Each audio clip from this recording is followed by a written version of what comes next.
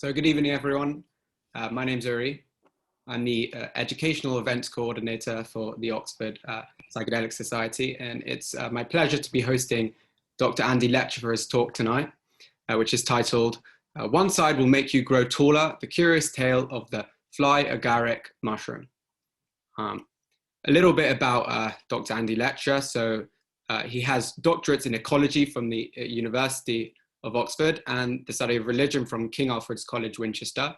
He is a senior lecturer at Schumacher's College at Devon, UK, where he is the program lead for the MA in Engaged Ecology.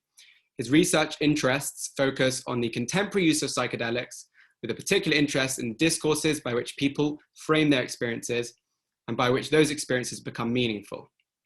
He is currently researching ritual and animistic usage of psychedelics by contemporary British Druids. He's the author of numerous papers on subjects as diverse as environmental protest, animism, fairies, the revival of the heathen lyre, and the distribution of mammals across continents. He's the author of Shroom, A Cultural History of the Magic Mushroom. In a quest for homegrown acoustic dance music, ADM, he plays English bagpipes and dark age lyre. So Andy will begin by giving his talk, and after which there'll be a chance for questions. So for those in the Zoom chat, so feel free to write your questions in the chat, and then I can unmute you, or then you can unmute yourself and ask them directly to Andy. Alternatively, if you're on Facebook, you can comment them on the live stream and I will read them out. One little piece of housekeeping before we start. So we rely on donations here at the Oxford Psychedelic Society. So for those of you who are able to just chip in and support us so we can continue hosting these types of events, that would be really, really great. So we'll post in, I think we're going to post our email address so you can PayPal us some money, or sorry, yeah, that's a link so you can PayPal. So I think that's all I've got to say. So thank you very much for joining us tonight, Andy. Over to you. Well, thank you. Thank you for that lovely introduction. Hello, everyone. It's lovely to be back speaking to the Oxford Psychedelic Society. I lived in Oxford for 20 years and it was quite a psychedelic time. So good on you. I am, of course, outraged that this talk has not been banned, and I shall try and make it so blandly uncontroversial that someone will ban it immediately. So enough of the jokes. Let's share my screen, and hopefully you can all see that. Uri, just give me a nod. You can see my screen? Great. So yes, I'm going to talk tonight about the Fly Agaric mushroom. I think anyone who's got any kind of interest in psychedelics will know about psilocybin containing mushrooms. I mean, how could you not? Here's a picture of a liberty cap picked on Dartmoor in the southwest of England. I'm sure that will be a familiar sight to you. But of course, we do have another psychoactive mushroom, the incredibly striking and beautiful Fly Agaric, otherwise known as Amanita muscaria.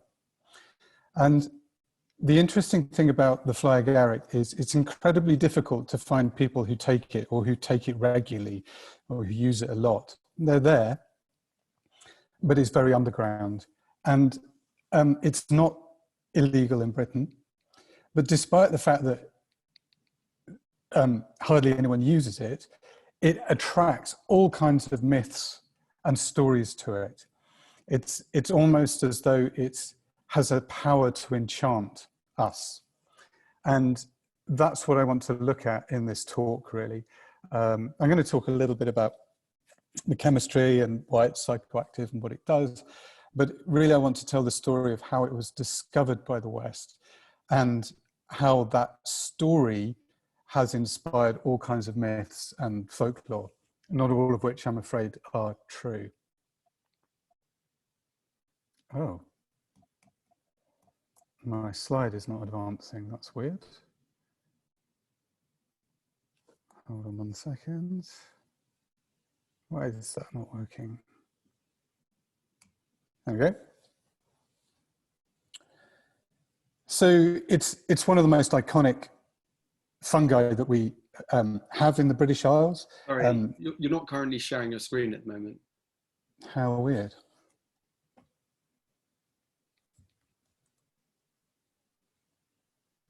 Not sure what happened there. Am I sharing a screen now? You are, yes. Okay, sorry for the glitch in the matrix.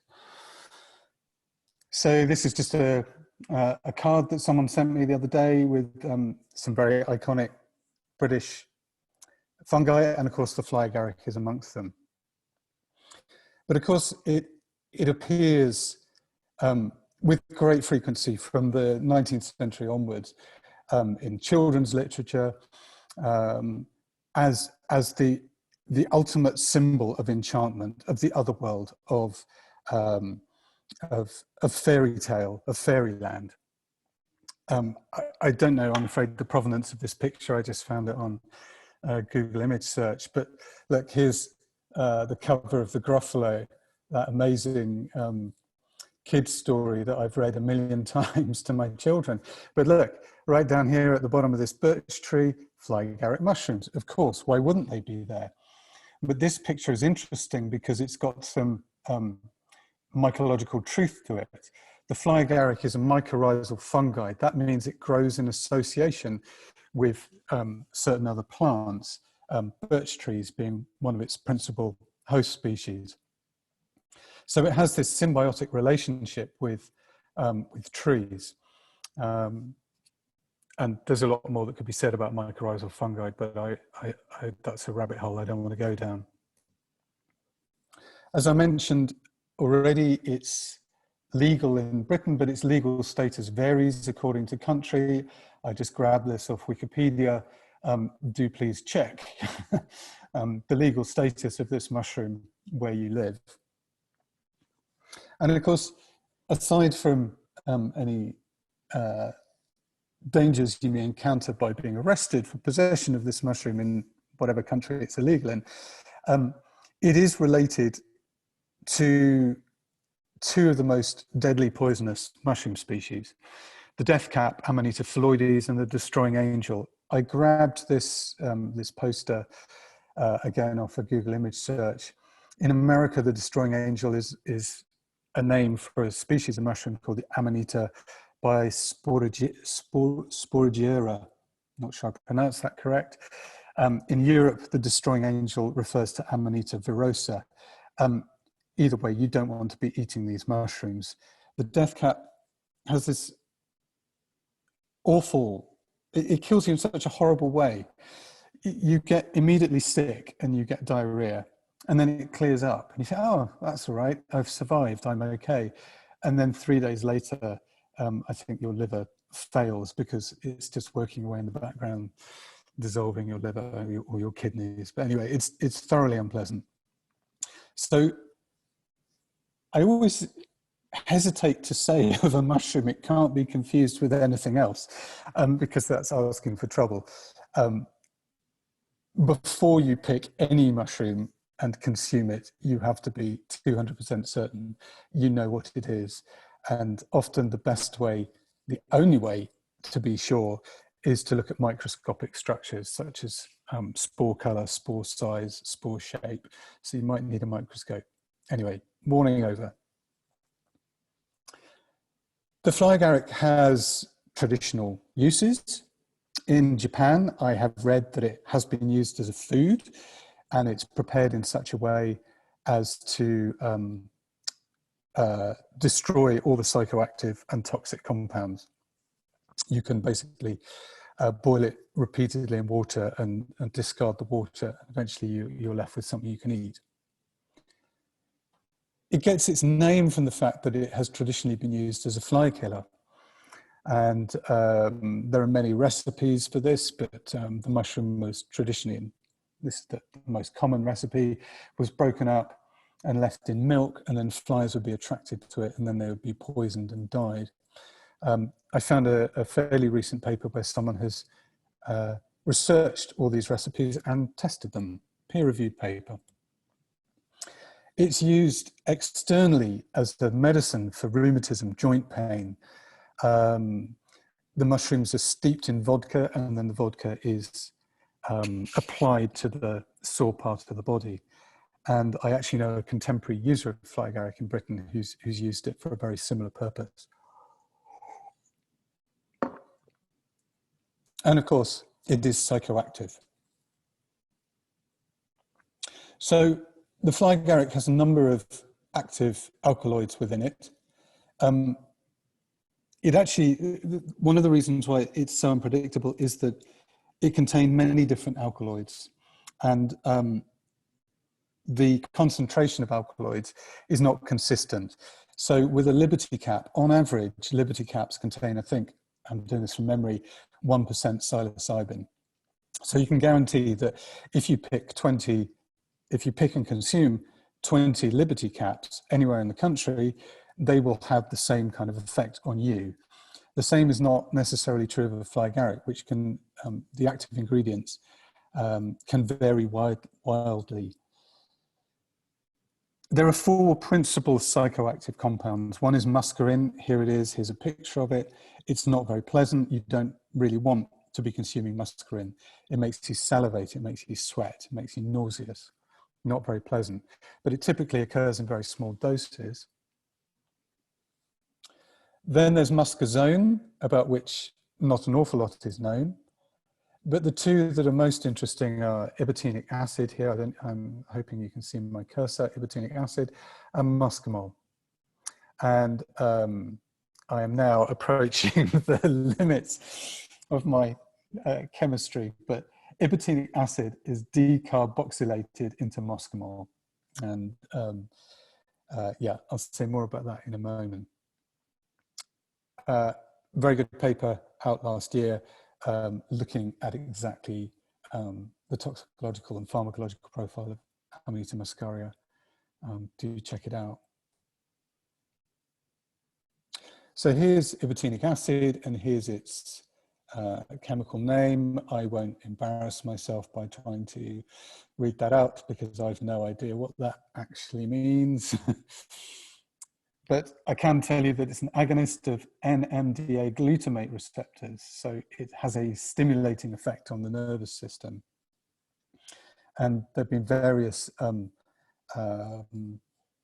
experiments where people have self-administered Ebitinic acid to see what it does to them. Scott Chilton, way back in 1975, found that it caused unsteadiness, dizziness, narrowed field of vision, mild visual spasms. Not quite sure what a mild visual spasm is, muscular twitches, and of course sleep. Fly Agaric mushrooms can induce a very deep sleep, coma-like sleep. It's unclear whether Ebitinic acid can cause brain lesions, and there is some evidence that experiments on mice, the mice when administered with Ebitinic acid got brain lesions, but it's very unclear whether this applies to humans. I found a fantastic blog post about a related chemical substance written by Hamilton Morris. Did I get his name right? You know, the guy on Vice, Hamilton's Pharmacopoeia, that guy. And he thought he was taking something else, and then he was worried he'd actually been taking Ebitinic acid, and he has a beautiful panic reaction when he thinks he might have given himself brain lesions, even though he thought it was very unlikely. And of course, and here's an interesting point that we will return to, Ebitinic acid is excreted unmetabolized in your urine. So were you to drink the urine of someone who had eaten the Fly Agaric mushroom, you could recycle the Ebitinic acid and get off on it. This is an important point. I will come back to this. This has a large role in the history of the Fly Agaric. Then there's muscimol, which is the more desirable alkaloid. Again, there's its chemical name for chemistry buffs. It's a GABA agonist, and therefore it reduces neuroactivity. So Ebitinic acid kind of stimulates you, muscimol reduces your neuroactivity.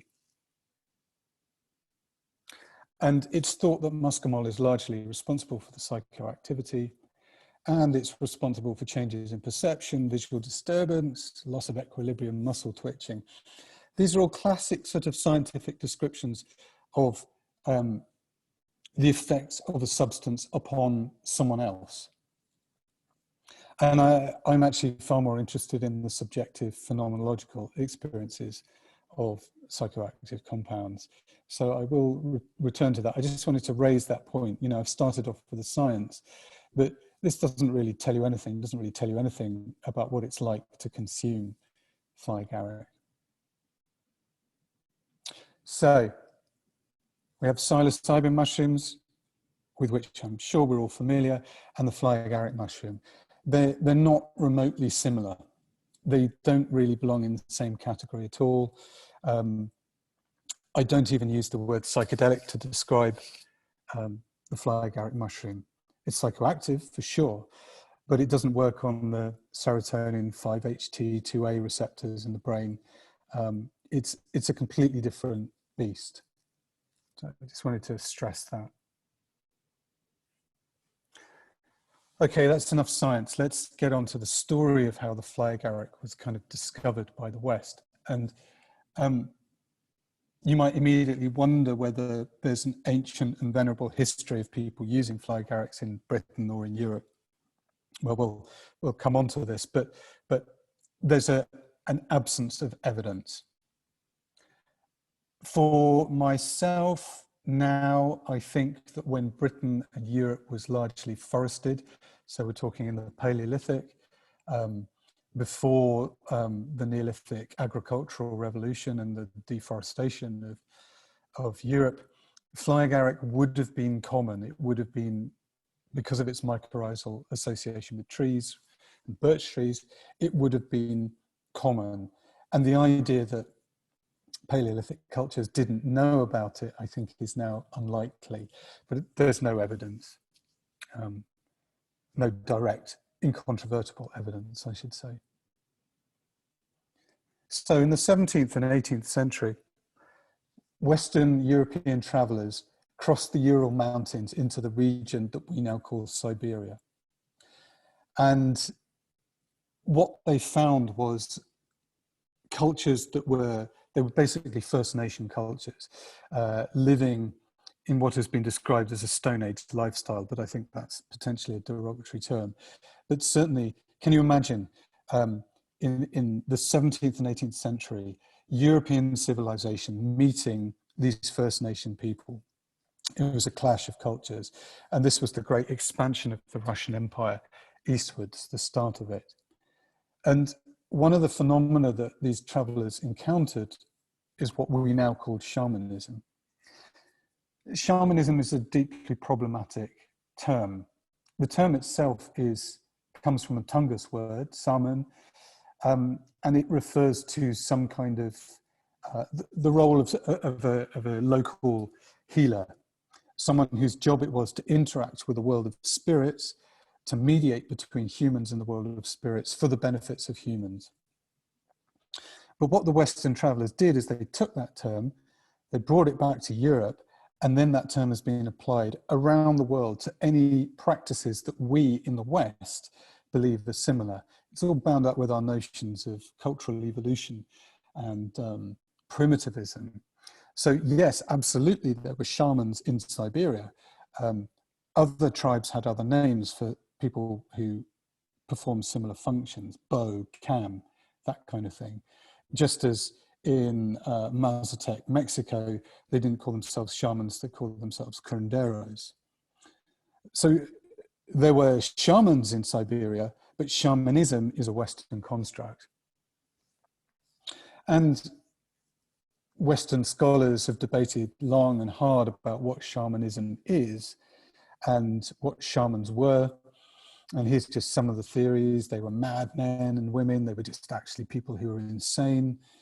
They were frauds. They were deliberately duping people. So they were like stage magicians because practitioners of shamanism have often used ventriloquism, sleight of hand, that kind of thing. So some scholars have dismissed them as frauds. They were wounded healers, the archetypal wounded healer. They were primitive psychotherapists or psychiatrists, or they were the original religion, the ur-religion. The origins of the human religious impulse was to be found in shamanism. We're stuck with the term. The term isn't going to go away. Some people use the term neo-shamans to distinguish the contemporary revival of shamanism in Europe and America and Australia, places like that. I use the definition of a shaman from Robert Wallace, from his book Shamans, Neo-Shamans, that came out some time ago now. Shamans use altered states of consciousness to interact with other than human persons. I'm avoiding the word spirits deliberately here, for the benefit of the community. And this third point is really crucial, that it's a role, it's a socially sanctioned role.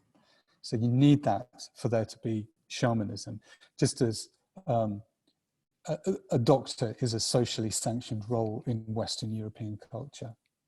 So these three things characterize shamanism. So the question is, to what extent were shamans using Fly Agaric in Siberia? Well, what these European explorers found was that Fly Agaric was being used in two areas. Hopefully you can still see my cursor. One area here around the Ob River, and here in the far side of Siberia, in the Kamchatka Peninsula, and up here on the coast here, I don't know if keen-eyed people will see mushroom petroglyphs. There are these petroglyphs, this rock art, showing humans with mushroom-shaped heads, which is indicative, perhaps, that the use of Fly Agaric mushrooms is ancient in these areas.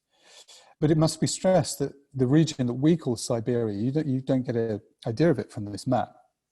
Siberia is vast. It crosses 7 time zones. It's absolutely huge. There were vast numbers of different tribes. And I don't want you to come away thinking that there was one worldview or cosmovision or way of life across the whole region. There were many. So Fly Agaric use was just restricted to these two areas around the Ob River and in the far east of the country. And what the historical records tell us is that not many shamans used the mushroom. In fact, it was rather disparaged, and shamans who did were seen as second rate, were seen as not worth their salt. Rather, it was used by non-shamans recreationally, or to try and get a glimpse of the other worlds that shamans habitually inhabited. And then here's the urine drinking again. A Swedish colonel by the name of Philip von Strahlenberg noted that whenever there was a Fly Agaric feast, a party going on, the poor, the lower classes, would wait outside for the upper classes to come out and relieve themselves. And they would be there with wooden bowls, and they would collect the urine, and then they would drink it themselves, and they would get high. And you can imagine, to European sensibilities, this was pretty disgusting. It was pretty shocking. And this story, not the practice, but the story, filtered into European culture. It gets repeated over and over again, both the supposed effects of Fly Agaric mushroom, that it produces the effect of making small things seem huge and huge things seem small, and this story that you can get high by drinking urine. And Oliver Goldsmith, the great British satirist, in his Citizen of the World in 1762, he takes this story and runs with it. And he imagines what would happen if it were to take off in British society, and he uses it to satirize the fawning way in which the British approach class. And he imagines that sort of the upcoming bourgeoisie might get it double distilled from aristocracy and via the knights. So he has a good laugh at the expense of the upper classes. And so this story of urine drinking is very widely known in the 18th century.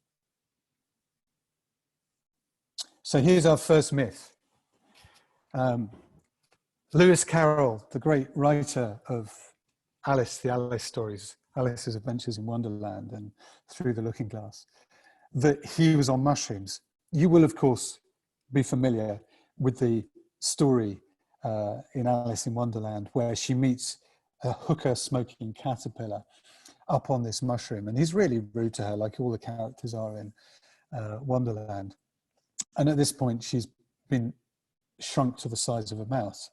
And he famously says of the mushroom he's sitting on, one side will make you grow taller, the other shorter. It's a fantastic story. And of course, it inspired Jefferson Airplane with their amazing single white rabbit, which references this and uses it as a thinly veiled code for LSD back in the 60s in California. So the question is, was Lewis Carroll tripping on Fly Agaric mushrooms? Is that the inspiration for this? Well, no. You know, he was a kind of rather, what's the word? A valetudinarian, I think that's the word. Someone who was always quite sickly, you know, spent his life in Oxford colleges, suffered from migraines. You know, he wasn't a drug explorer, but he liked a good story and he liked anything to do with paradox or optical illusion. So of course this story of a mushroom that made big things seem small and small things big was deeply appealing to him. So he's just recycling the story, or taking inspiration from the story, I should say. The official name for this effect of Fly Agaric mushrooms is macropsia. And here's a quote from another explorer, Stefan Krashenikov, who wrote in 1755, of people who had taken Fly Agaric, some might deem a crack to be as wide as a door and a tub of water as deep as the sea.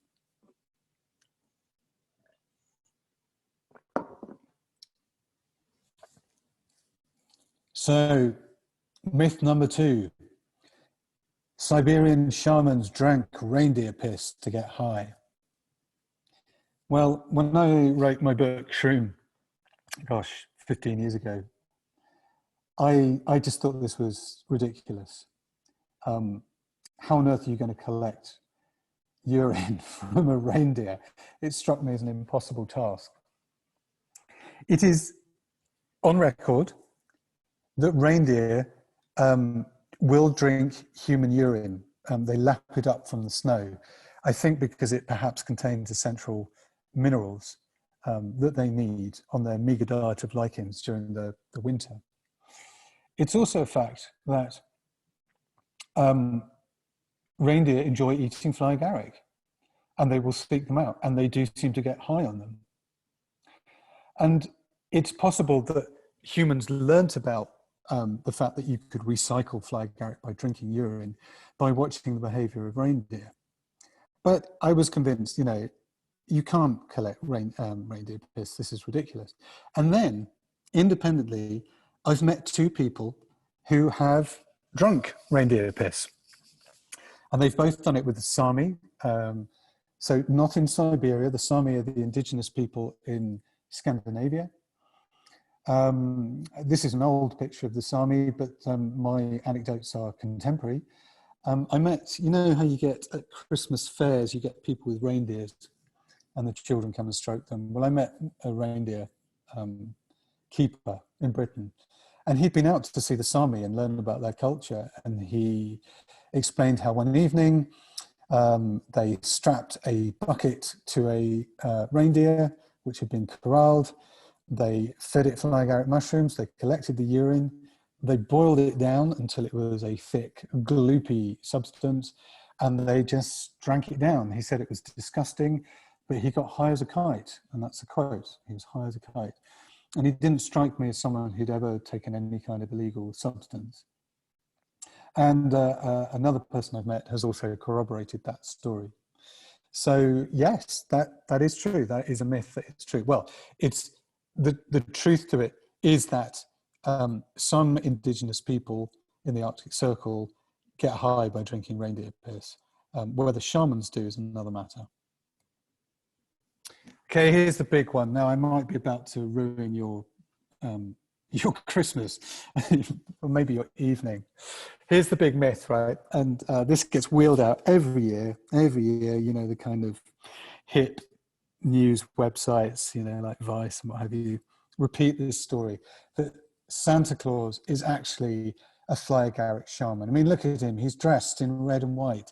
He comes on a sled borne by flying reindeer. He comes down the chimney from the other world bearing gifts. Absolutely, he has to be a Fly Agaric shaman. Well, I hate to tell you this, but there's no evidence for this whatsoever. And pretty much all those, the elements of that story that I just told you about, Father Christmas, about St. Nicholas, comes from that rather twee poem, I'm sure you know it, A Visit from St. Nicholas, by Clement C. Moore, published in 1822. 'Twas the night before Christmas, and all through the house, nothing was moving, not even a mouse, you know that one? And he invents the flying reindeer. He invents Father Christmas coming down the chimney, bringing his presents. What everyone forgets is that Father Christmas and the reindeer are miniature. He's very clear that they're miniature, so they're tiny. I mean, how else would Santa get down the chimney, right? He's miniature. He's not real. And Clement C. Moore had not, to our knowledge, ever consumed a Fly Agaric, nor did he know about the stories coming from Siberia. So he kind of invented it. But this idea that Santa was a Fly Agaric shaman does have an origin. It was invented by Robert Graves, the great British poet, Oxford professor of poetry, one of the great writers on psychedelia, actually. I strongly recommend that you read his 2 essays where he talks about his own psychedelic experiences. They're unknown or underknown classics of British psychedelic writing. He made the suggestion in the early 1970s. It was picked up by various people, and then eventually by New Scientist magazine, who ran a feature on it. And ever since then, the story has ran and ran. Now, Father Christmas, Santa Claus, wasn't a Fly Agaric mushroom, but I have no problem with us reinventing him as one. So I think it's great that people are reinventing Santa, because Christmas is this awful, I mean, it's just this ghastly celebration of consumer culture, disposable, throwaway culture. We need a new figure. So let's, by all means, reinvent Father Christmas, but let's know that we are doing it. Myth number 4. Soma was a Fly Agaric. So, yeah, there's, I mean, this could be a whole lecture, so, and I want to go through it briefly. But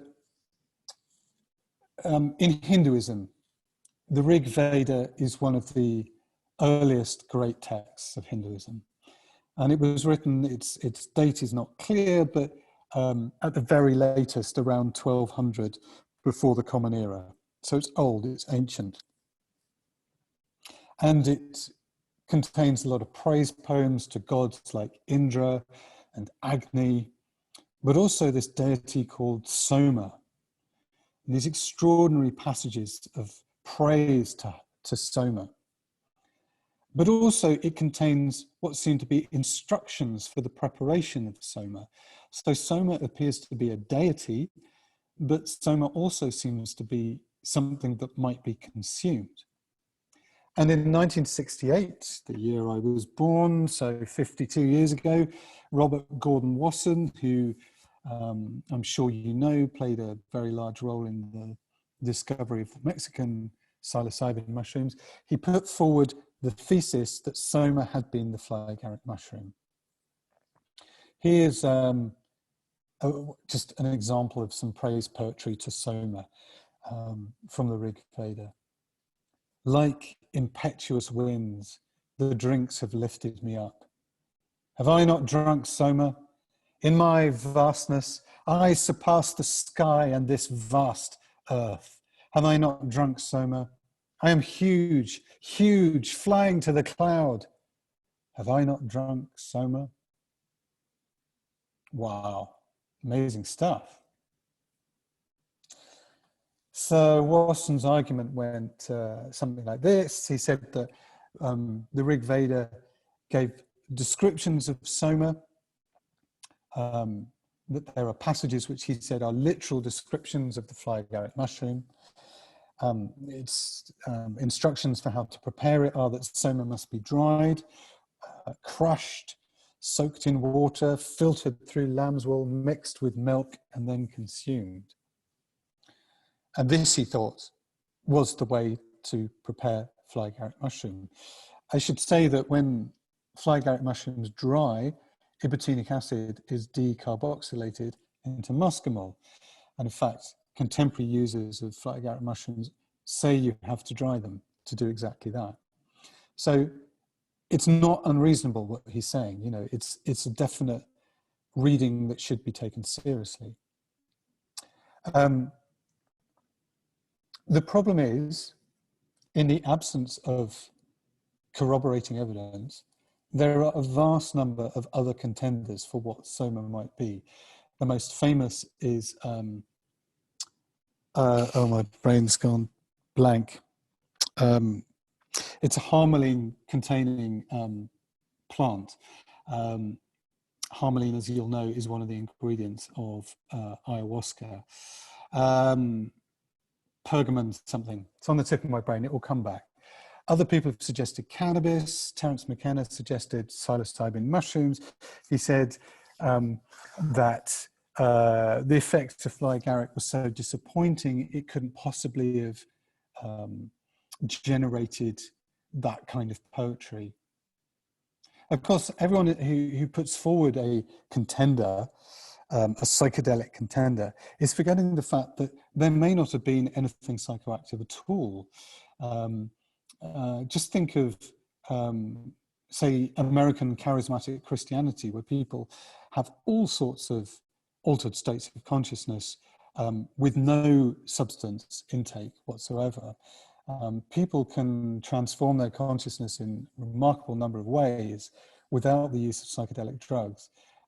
People can write all sorts of purple poetry on the net, right? So it needn't have been anything. And my view is that we're never going to answer this question. Yeah, it's interesting. It's a nice parlor game to think what might Soma have been. But unless we turn up archaeological evidence or other textual evidence, we're never going to know. And whilst it's of scholarly interest, I am no longer interested in this. It's an unknowable question, and I'm very happy to sit with the not knowing. Yes, it could have been Fly Agaric, but yes, it equally well could not have been.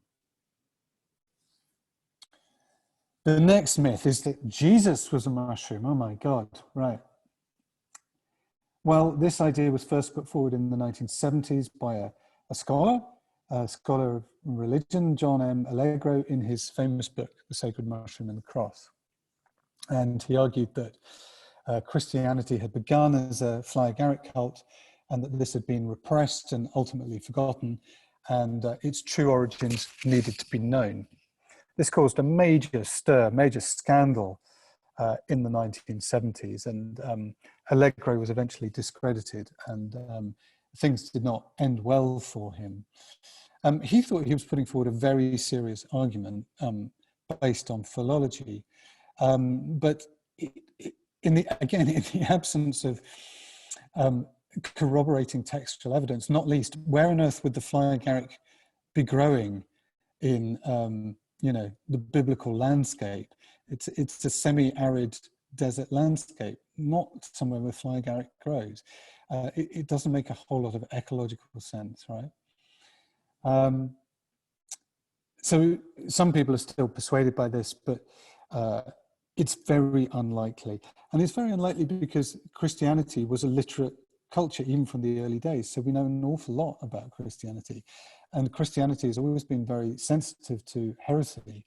So I think it's dubious that a cult of this magnitude that Allegro is suggesting could have existed without there being some evidence of it.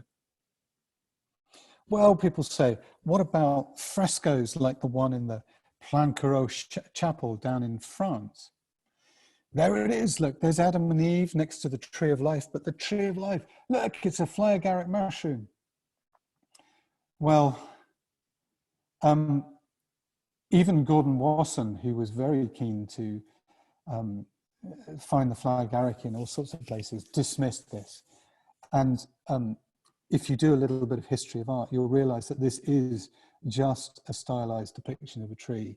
Yeah, it looks like a Fly Agaric mushroom to us, but believe me, it's not.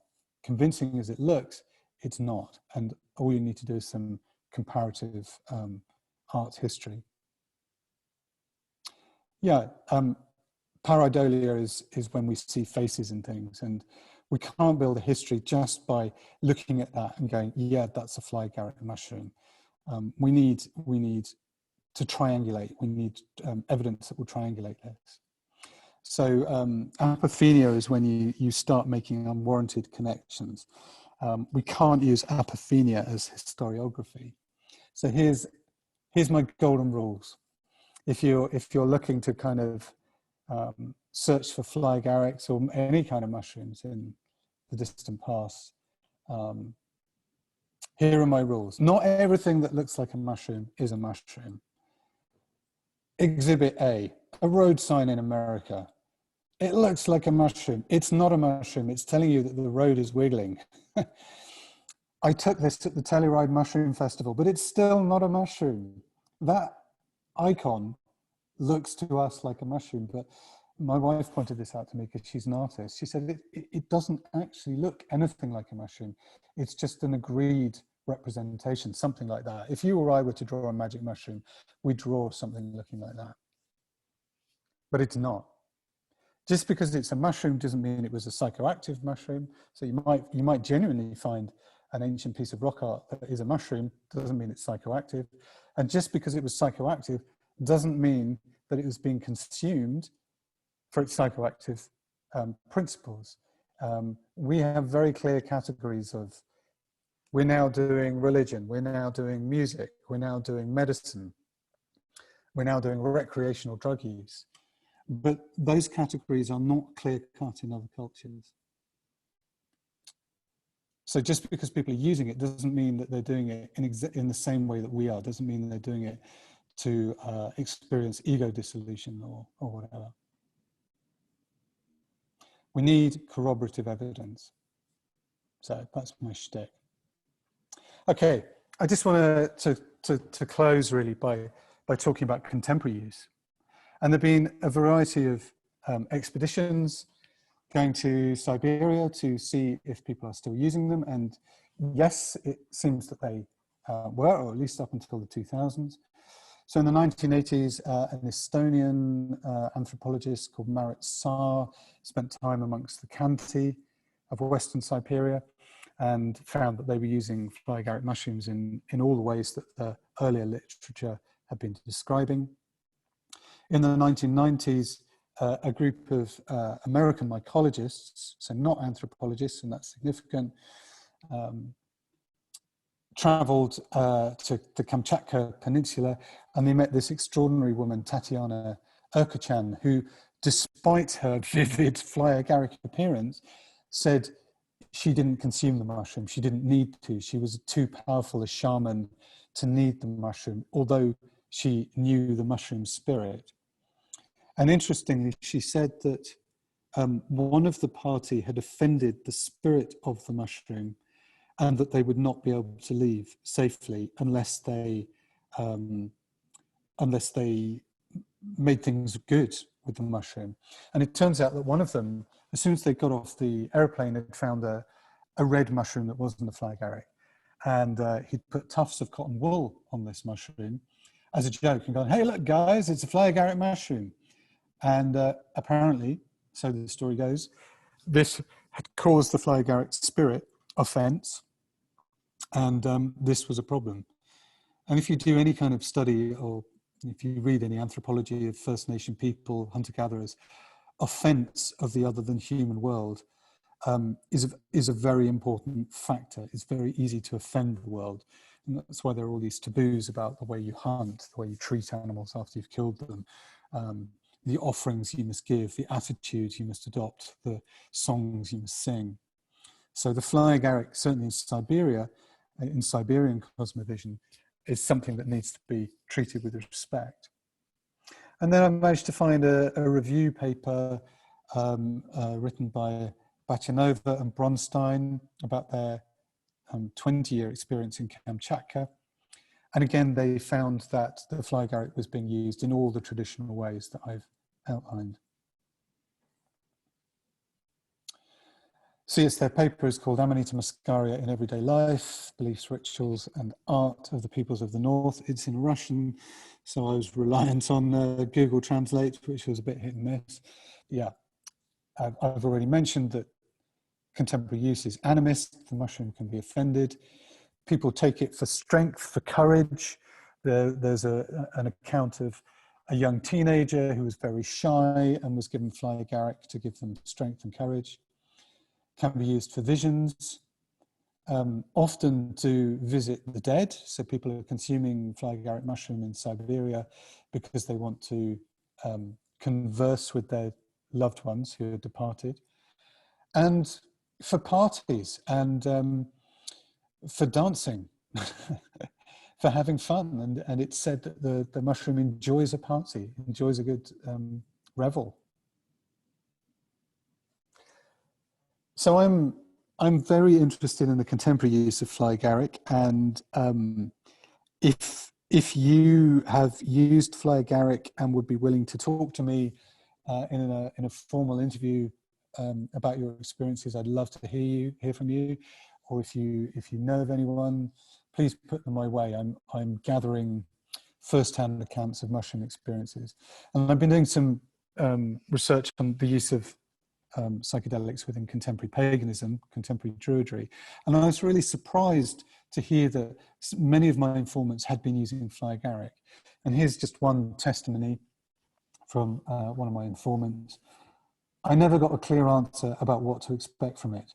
I found them more out of body, not alarmingly, but for instance, I had incredible, really long visions of flying around the earth over and over and over and over and over.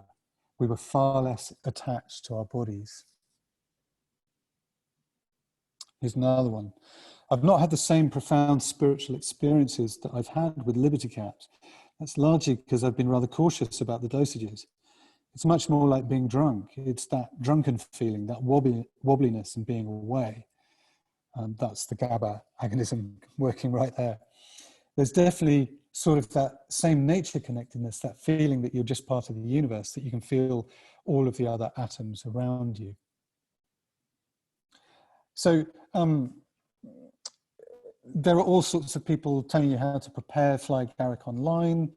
The science will tell you that you absolutely need to dry them to a crisp, and then some people let them mature for a while, and then some people boil them in water and lemon juice, again to try and foster this decarboxylation of Ebitinic acid into muscaria. And then people stress that you have to be very, very cautious with the dose. If you take too much, one of my informants said you fall into a deep sleep, and then when you wake up, things are very, very strange indeed. But in small doses, it seems that it's a stimulant and people like dancing. So yes, here's a picture of a contemporary heathen neo-shaman in Britain. There's a sort of scene of people, small underground scene of people using Fly Agarics in the context of contemporary paganism. There are localized accounts of people using Fly Agaric at psytrance parties, certainly in the north of England. I don't think that picture is the north of England. Maybe when climate change has done its damage. And of course, Hamilton Morris did a whole episode on his Hamilton's Pharmacopoeia show, where he found a kind of whole Fly Agaric scene in the Carpathian Mountains. Fly Agaric still continues to inspire contemporary culture. The German artist Carsten Holler has made several installations and art pieces about Fly Agaric, including a film of him consuming Fly Agaric and the effects of the mushroom upon him. And that's the end of the slides. I thought I might just end the talk just by breaking the fourth wall. When I gave my last talk to the Oxford Psychedelic Society, people said it was refreshing that I was kind of honest and upfront about my own use of psychedelics, and this doesn't happen often. I've not had much time to journey with Fly Agaric. I started and then started having children, and then there's been no time for anything. But I thought I'd just share one anecdote, which is this, that so following the advice of a friend, I dried my Fly Agaric mushroom. I picked it with respect. I took it with respect, metaphorically on bended knee, and I broke off the piece the size of my end of my thumb just to dose the mushroom. Tastes absolutely foul. It tastes of poison. It just tastes disgusting. Everything about it says, "Do not eat me." And the effects were very gentle. I was out on Port Meadow. You know, there's the remains of an old burial mound on Port Meadow. Maybe you don't know that. Not much to see because it's been dug over. But I went and sat on the burial mound and had a profound effacing of the cultural barrier between me and the world. And that was it. It was very lovely. And then the next morning, I woke up with a story in my head. And I don't write fiction, but a complete story about the Fly Agaric mushroom, who presented herself as a woman, calling herself Madame Craw. And it was all about where stories came from. And it involved a baddie called the Grim Gribber, who was eating the stars one by one and making the sky go dark. It's a really weird story. It's on my blog. You can find it. You know, it's odd. I wouldn't have written that story. It's obvious there are elements that have come from my unconscious, because I've encountered stories about where stories come from before. And the baddie, the Grim Gribber, this name, it turns out it's a derogatory name for a lawyer. It's an old nickname that people had for a lawyer. I'd forgotten that I knew this. I'd obviously read it, and it was kind of regurgitated. So anyway, and that's the limit of my experience. But I felt, because it's red, and red in the natural world is a universal symbol for poison, and because it tasted so foul, it just felt like this is taboo. Anyway, I've done enough talking. I'd love to hear some questions. I see there's a lot going on in the chat, but maybe Uri could field those questions for me, and I'd be delighted to answer them. Great. Thank you for that. That was really interesting. Good to hear a bit about another mushroom on top of the classic magic mushroom, or different magic mushrooms. But anyhow, one question, I'm not sure if you want to ask it, was for one question I saw, because there's a lot of comments. But one was about mushrooms going on trees. Would you like to ask that one, Alex? Sure. I think when I was in Jordan visiting the supposed baptism site of Jesus Christ, the soil is extremely dry, very, very arid, and there were just like mosaics exposed for anyone to touch. It's also quite close to the Dead Sea. So the dryness, the saltiness, it's hard to imagine mycelium taking soil in that substrate. At the same time, I'm curious, there were also a lot of trees in that arid climate. And I'm wondering if mycelium might take root in trees, and if psychedelics actually might emerge from the substrate of trees. Yeah, thank you. I mean, I'm not an expert on the mycology of the Middle East, I'm afraid. So I'm sure there are fungi there. I think we're only just now getting a handle on the extent and the importance of the mycorrhizal network. I think pretty much any plant that grows in the soil gets connected to fungi. So yes, I'd be amazed if there weren't fungi in the Middle East. And I'd be amazed if there weren't mycorrhizal networks. Whether there are any psychoactive fungi growing in that part of the world, I don't know. I suspect it's unlikely. And of course, up in the northern latitudes, there are all sorts of fungi that grow in trees that have been used as traditional medicines. I'm thinking of the chaga fungus, for example. Opium, opium, of course. I mean, opium has been used since antiquity. So there's also a lot of milk, like a lot of dairy products, like milk, in the Middle East. Just like this fattiness, this especially goat milk, I think. And I'm curious if mycelium can take root in fermented fat or fermented goat milk if you combine that with a plant substrate in some way. Amazing question to which I don't have the answer, but it makes me think of a story I discovered recently of someone, I think they were in America, and they made some mushroom tea, psilocybin mushroom tea, which they then injected, and I assume they got off on it. And then about a month later, they were rushed to intensive care, very dangerously ill. And this is cubensis. The mycelium had started growing in their bloodstream. Yes, that was a very fascinating case report. And so it's incredible. I was chatting to Merlin Sheldrake about it, and we both agreed this is just extraordinary. That I assume the mushroom had been boiled and then injected into blood, and it still manages to grow. So yeah, sure, maybe it could grow milk. Well, of course.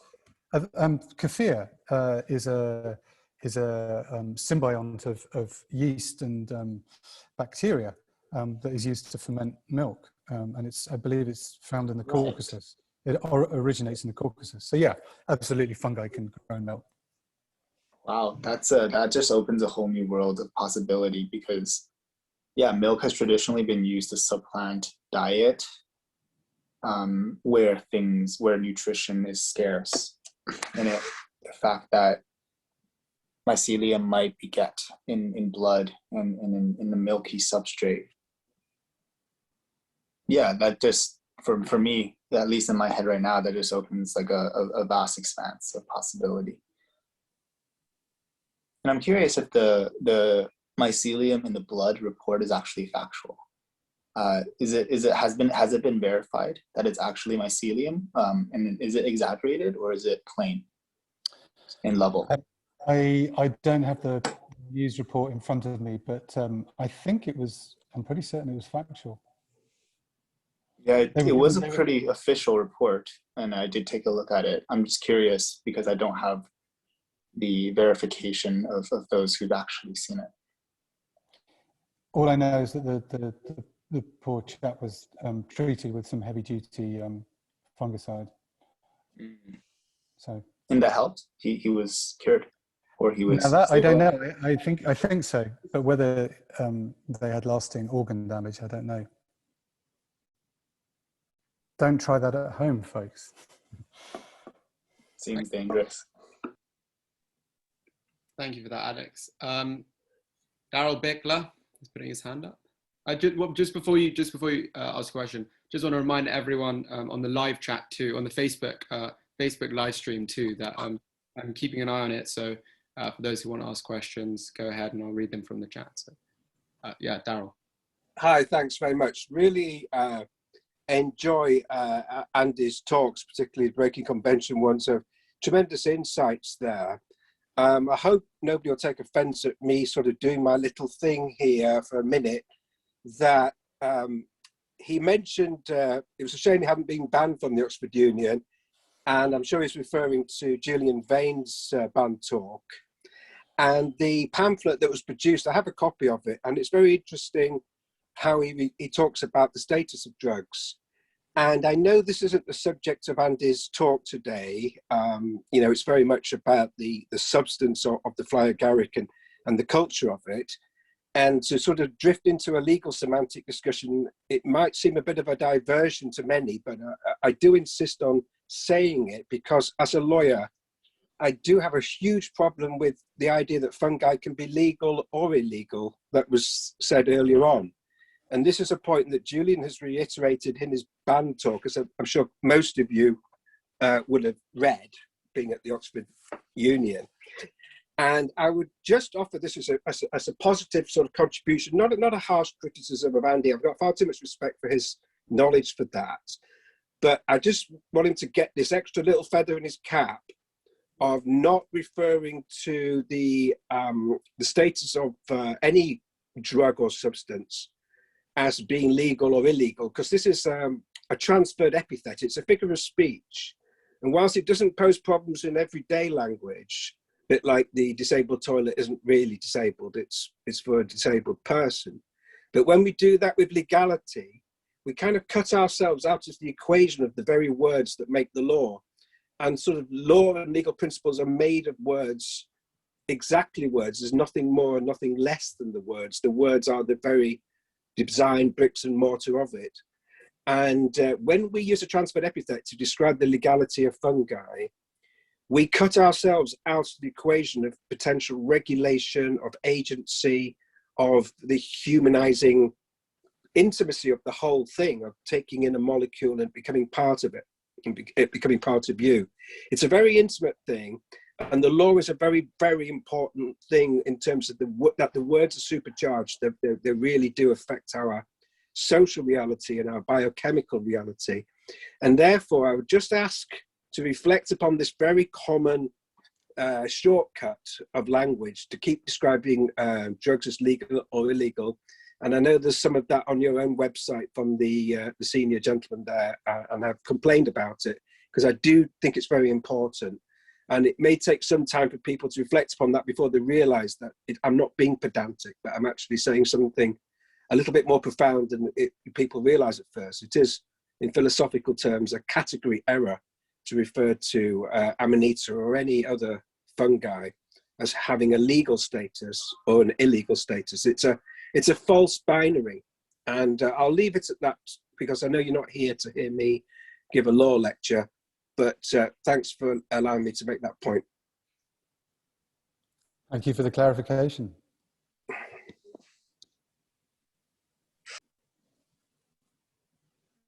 we have any more questions?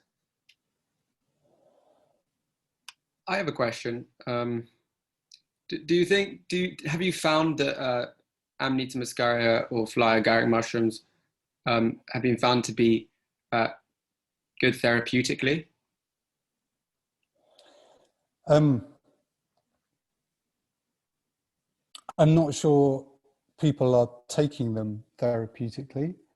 I don't really have enough data at the moment. You know, I've only got 4 or 5 testimonies from people, and the context in which they were consuming them are not ones of traditional therapy.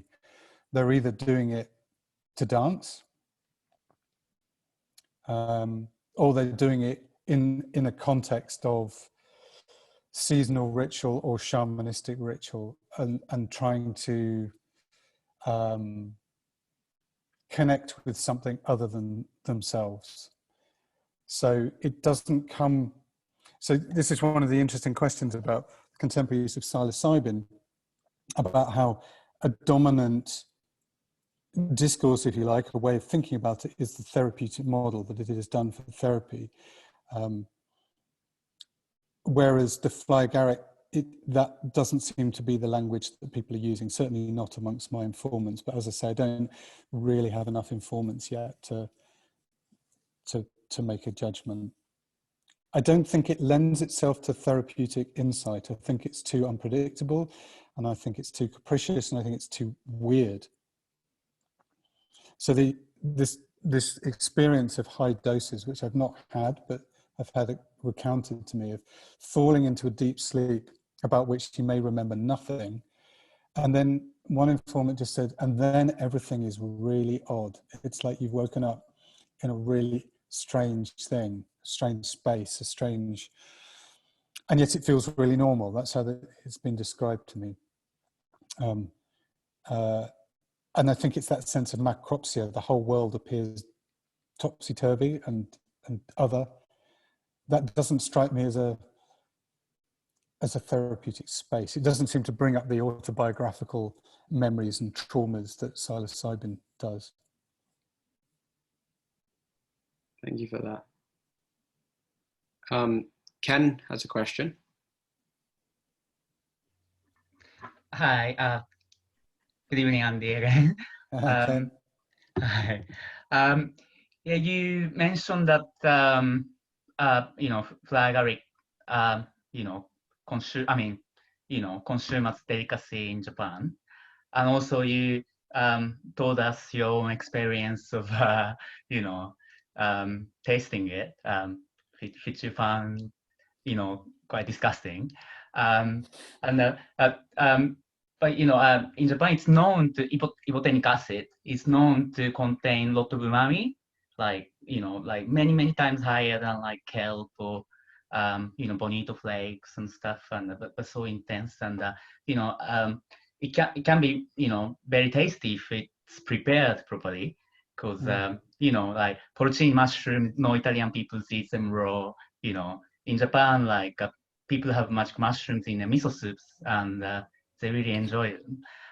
So then my question is, did you come across any historical or ethnographic accounts, regarding a taste or any innovative recipes in contemporary usage, or like, or I don't know, like, I mean, umami was, I think, introduced to the West quite recently, I think. So maybe it may not be something that has been traditionally appreciated, but if you have anything to say about it, to be appreciated. Well, thank you. I mean, it sounds already like you know way more about what's going on in Japan than I do. I mean, my anecdote comes from Gordon Wasson, so it's 50 years old. So I think there's research that needs to be done on contemporary use in Japan and the use of Fly Agaric as food. Yeah, maybe that's really interesting. I mean, maybe taste is, there's definitely a subjective element to it. So I was expecting to be consuming something that was potentially poisonous. So maybe my appreciation of the taste was that it was poison. Whereas if someone handed it to me and said, "This is a delicacy. This is a food. This is a taste you may never have had before," my experience of it would be completely different. But no, yeah. If there's any anthropologists out there who want to go and do that work in Japan, I'd love to know more. Great. Probably my postdoc project or something. I'm just kidding. Yeah. But yeah, but my friends went to that region and then had some, and probably one day I can, introduce them to you, and you can take their accounts. And but I'd love to, go to that region. It's a regional delicacy, and the people have them pickled, and and I haven't tried it yet. Like it's not common at all. It's a regional delicacy, and so yeah. But yeah, thank you so much for Thank you. And there's actually an important point to be made here, which is that yes, the Fly Agaric is found in Japan, and it's found in North America, and it's found in Europe, but its genetic profile, if you like, is only just beginning to be studied. And I found a recent paper where they're finding really quite large genetic variations, even within a country. And so we might not actually be dealing with the same thing at all. And it may be that in Japan, the levels of psychoactive compounds are very different to what you would find in the Pacific Northwest of America, for example. So there's still so little is known about this mushroom. And again, I just want to caution care to do your research and know what you're picking, and yeah, make sure you don't end up in hospital. Because again, if you do a search for Fly Agaric mushrooms on PubMed or whatever, most of the papers are people being admitted to hospital. Now that doesn't in itself tell you anything, because it doesn't tell you all the people who didn't get admitted to hospital. But it's interesting that it's still regarded as newsworthy within scientific journals, medical journals, to report when people have been hospitalized. And mortality rates from consuming Fly Agarics, I think, are very low, but people do get hospitalized. Yeah, my friends also, said to me that they almost died, and then they said to me, like, just don't take it, if you are, yeah. I mean, it's not something, like we can take, like casually or recreationally, and yeah, with much caution. And thank you so much, Andy. So, I'm in support of your lecture here, wearing this. Naomi, my partner, was insistent that I wore the T-shirt, but I was worried it would be distracting. But it's one of my treasured T-shirts. So. Oh, thank you so much. Amelie has had her hand up, patiently. Yeah, Amelie. Hi, thank you. Well, to continue the conversation on contemporary recipes, I don't have recipes from Japan, but I have some from Kamchatka. I'm a PhD candidate in France, and my fieldwork is in Kamchatka, in a Koryak village. I've been there for 2 months in 2019.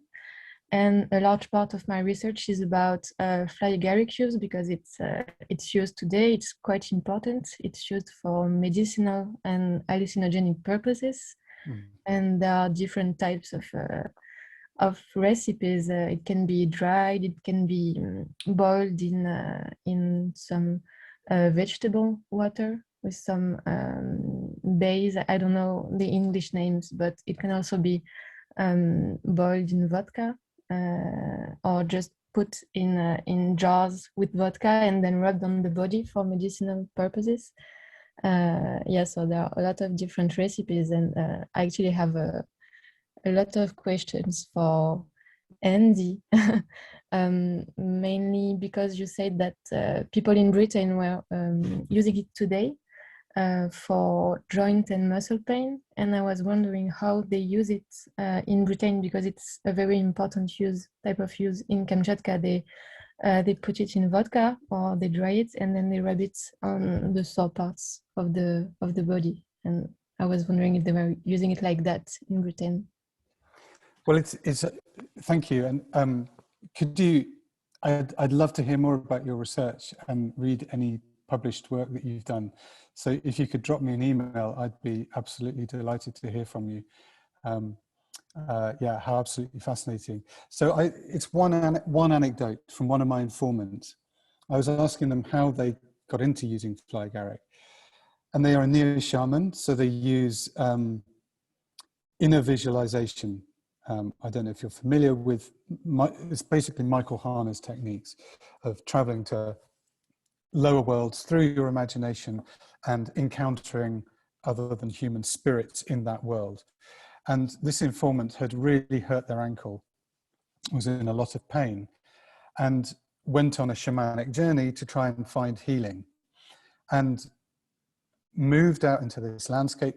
This is how they described it to me. They walked through this snow-filled landscape towards the mountains and met this woman who was a Fly Agaric mushroom, who threw some mushrooms on the ground and said, rub them on your joint.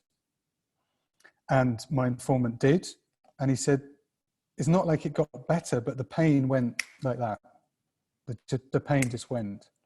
And I don't know whether they had read of this story of steeping the mushrooms in vodka and using it to aid muscles. I suspect not. It's not widely known. I've only found it buried in academic papers. So that's really interesting. But it's only one anecdote. But I intend to try it because I've got all sorts of aches and pains. But do please get in touch with me. You can find me on the Schumacher College website, or I'm sure Uri will share my email address with you. I will do that at the end. Thank you. Fascinating. Let's continue that conversation, please. Okay, I'm gonna ask a question that was written on the Facebook live stream, and then I'm gonna go to Thomas's question and then to Alex. So the question on Facebook is, from your experience of taking the Fly Agaric, which other psychedelic do you think most compares to in terms of experience?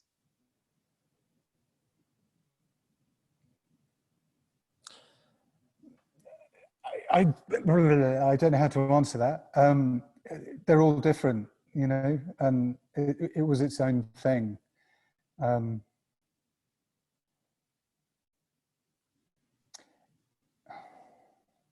not sure how helpful it is to start talking subjectively, but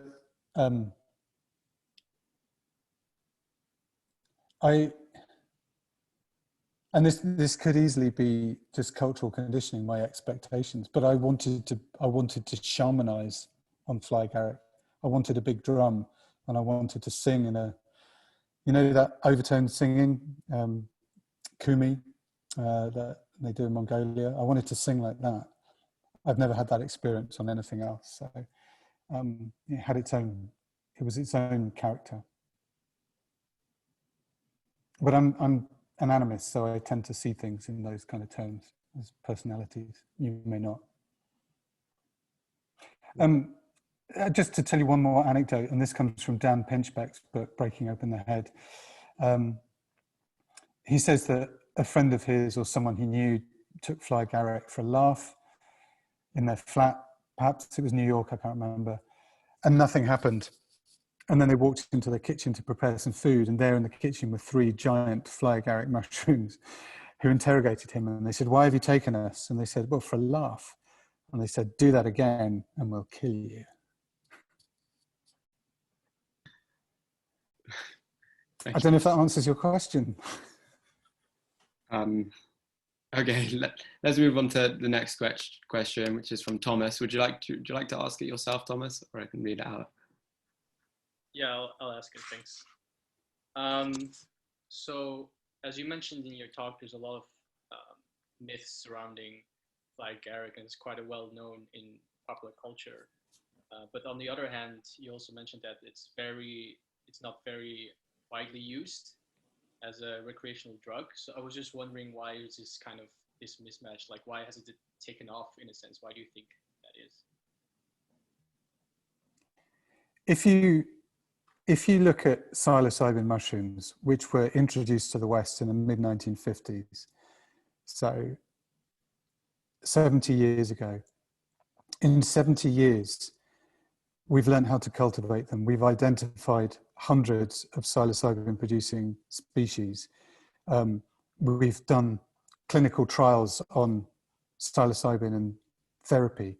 There's something about the experience of psilocybin that we like, that we want to repeat, that makes us go, "This is bloody great. I want to tell my mates. Let's see if we can do this with it or do that with it, or let's spread the word." But Fly Agaric, the experience seems to be more subjective. A lot of people have a really shit time on Fly Agaric. It can make you very, very nauseous. It can make you very ill.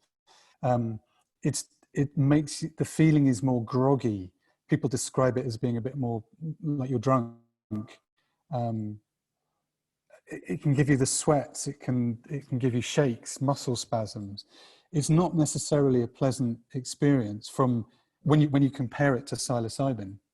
If it's all you've got, it's probably great, right? So I think it's that just on a purely pragmatic level, compared to the other psychedelics that are available, it's not really it's not really measured up.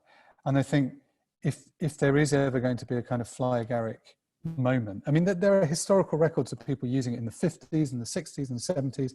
It's always small and it's always underground. But if it's going to take off, it's because people will find a different context for taking it. It's all about the context. There has to be a meaningful context. And that's why it's interesting to me that it's the people I'm finding who are using it are doing it in a neo-shamanic pagan context. They're doing it for spiritual reasons, for to propel them into a deeper connection with the other than human. Yeah, that would be my answer. Great, thank you very much. Cool. So Alex, you're next. Thank you. My question here is two parts. The first is what would we say is the phenomenology, or like the representative phenomenology of the Fly Agaric? And the second is it possible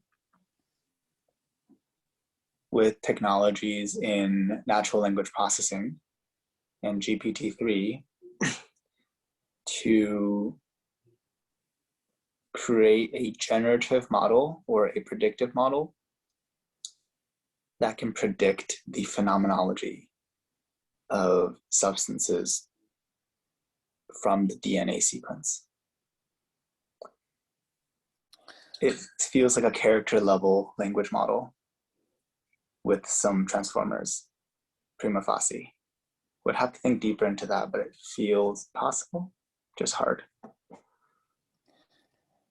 So in terms of the phenomenology, you know, we're sort of reliant on the literature that exists from anthropology in Siberia, and the few anecdotes that exist here, and it's really hard to give a detailed picture of that. I don't know if you know Benny Shannon's book about ayahuasca, where he attempts to delineate every possible ayahuasca experience. Well, we just don't have that for the Fly Agaric. So its character seems to be capricious. Users often describe it as appearing as a woman, or the spirit of the mushroom being a woman, an old woman. Tricksy, playful, wanting to help, wanting certain things from us. Again, this language is shamanistic. It's not like LSD, where immediately the language that people were using in the 50s and 60s was the language of psychology to describe the experience. As to your second question, I'm afraid that's completely out of my domain of knowledge, and I can't comment, but it sounds fascinating. And you're all in Oxford and you've all got brains. So if you can predict the phenomenology of a psychedelic experience from DNA, please do it. That perhaps would be a lifelong project, but certainly one that I will look into, because that feels really, really cool. And in response to your answer to the phenomenology of the Fly Agaric, I've personally not tried it, though from what you've mentioned, describing it with the adjectives red, and then in particular you said red means danger. You also quoted that quote, which escapes me now, but the feeling that it engendered was that it has this, like you said, capriciousness to it. So I wonder if the Fly Agaric is lower dimensional than, say, the mushroom, like let's say cubensis, that it's perhaps a little bit entropic, but there's more chaos in the entropy rather than a hypercoherent entropy that we might find in, say, 5-MeO-DMT or DMT. And in color theory, red not only signals danger, but it feels like it also begets life. For blood, at least in us, flows with redness. Furthermore, it seems that black and white were first differentiated, and then the next color actually to receive a formal designation in our semantic space seems to have been redness. And that's fascinating to me, because thinking about mushrooms, redness is, and by say cubensis or the psilocybin containing mushrooms, redness is not what comes to mind. A purpleness comes to mind.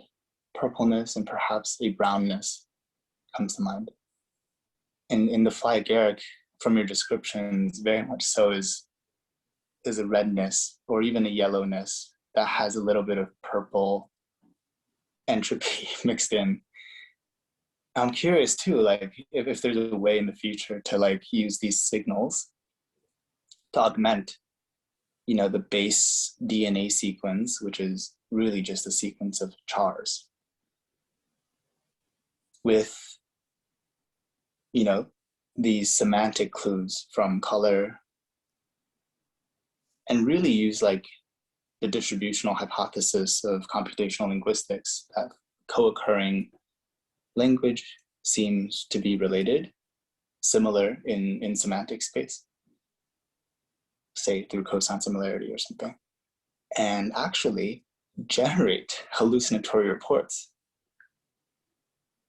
And it almost feels like there's like a qualia recipe here, you know, like in a future where we can say, what if you put 3 grams of agaric with 0.5 grams of cubensis, and then 3 minutes later you have a little bit of coffee, but on the come down you have a little bit of 0.5 milligrams of lorazepam. And then it kind of gives you like this journey of phenomenology.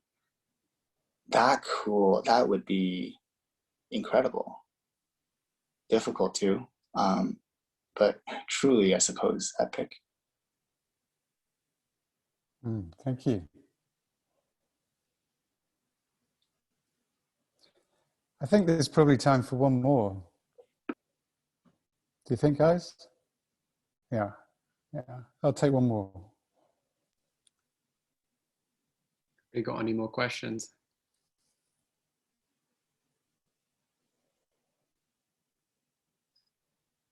Ah, we do.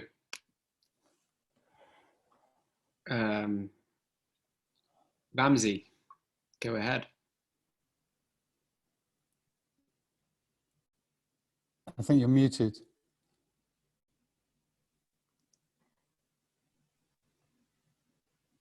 Hello? Hi. I just wanted to know if you read the book of Clark Heinrich, The Strange Fruit, where he discusses especially the Amanita muscaria in Hinduism and Judaism and Christianity and alchemy, which is quite nice insights and a lot of iconography. And he actually also, the last chapter is about his own experience with it. It's quite interesting. And also for the Soma discussion, there's an interesting article from a German Indologist, Rainer Sturmann. It's available online at the Journal of Vedic Studies. He goes very deep into the text and is also way more convincing than Wasson in his exegesis of the Rig Veda. It's just a recommendation. And if you know Clark Heinrich, I think this book is quite interesting also for you, maybe. I do know the book. I'm afraid I find his arguments unpersuasive. Yeah, I generally, I have a scholar's interest in trying to find the historical use of psychoactive substances. It's profound historical interest, but I'm not sure it has anything to tell us about our own contemporary use. The danger is always that we back project our modern worldview onto cultures that are distant to us in space or time. And all kinds of things have venerable histories: rape, genocide, homophobia, transphobia, war. Just because something is ancient doesn't mean it's something we want to reproduce or emulate. And of course, the subtext of the search for Buddhism was actually a psychedelic religion, or Hinduism was, or Christianity was. We're looking for justification for our own contemporary practices.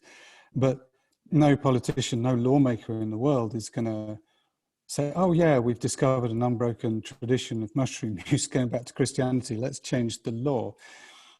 Any change is going to come on terms acceptable to our society, which are harm. It's about harm and it's about scientific evidence. So it fails on that level. So yes, it's a scholarly interest, but it doesn't have any bearing on what we do as a culture. We're not beholden to the past. And so increasingly, I don't find it an interesting question. And it's always an interpretation. And until there's convincing evidence. So for example, Mexico is the one place where you can say, yeah, absolutely, there's indigenous usage, contemporary indigenous usage, there's historical records of usage going back to the time of the conquistadors, and there's archaeological evidence. Well, you can triangulate those all together and say, yeah, it's very likely that the use of psilocybin mushrooms is ancient in Mexico, but we just don't have those other things in Europe. And it doesn't mean it wasn't there. There's just an absence of evidence. So the question is unanswerable. That's my shtick. Thank you. But thanks for the other recommendation. I'll definitely check it out. Cool. Just before we finish off, you asked me to post your email address in the chat. Is that right? No, to me, well, I'd rather not give my email address to the entire world right now, though I am findable. All right. I'll directly message it to her. Yeah, if anyone wants to get in touch with me, I'd love to hear from you, but you know, you do the legwork, find me. All right, great. Well, thank you so much for speaking to us tonight, Andy. Really appreciate it. There's a lot of people too on the live stream on Facebook. So can I do a quick plug? I'm taking part in a panel this time next week for the Psychedelic Society on the question of psychedelics in nature. You can find details on the Psychedelic Society website. It's going to be good. Plug over. Thanks. Yeah, thank you all for coming. Thank you for speaking to us, Andy. Just before you go, for those Oxford students out there, in a couple of weeks we have our hustings to become a committee member. So if you're interested in that, I highly recommend coming to the meeting, looking at following our Facebook page, having a look at the available positions, and yeah. So once again, thank you so much, Andy. Thanks everyone for coming, and lovely evening. Thanks all. Thanks so much for listening. Been a real pleasure.